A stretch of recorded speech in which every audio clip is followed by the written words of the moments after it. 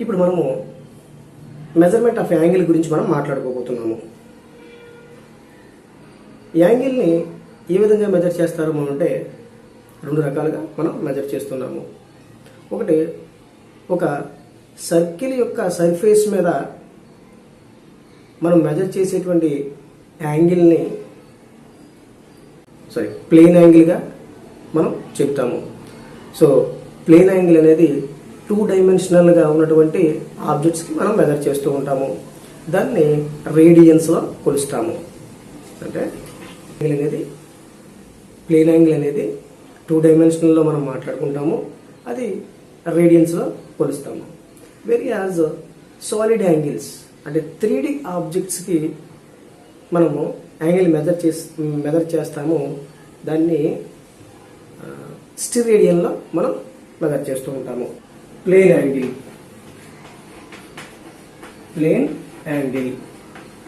రెండు రకాల అయినటువంటి మనకి యాంగిల్ మెజర్మెంట్స్ ఉన్నాయి. ప్లేన్ యాంగిల్, తర్వాత solid angle. Plane angle, solid angle. Plane angle అంటే ఇది మనకి 2 డైమెన్షనల్ ఆబ్జెక్ట్స్కి ఉపయోగించేటువంటి యాంగిల్ ప్లేన్ యాంగిల్ గాను. దీన్ని రేడియన్స్లో కొలుస్తారు. ఏంటంటే రేడియన్స్లో కొలుస్తారు.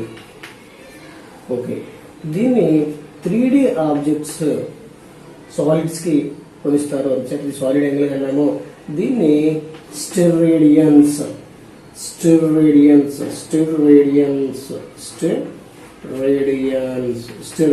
లో మెజర్ చేస్తారు.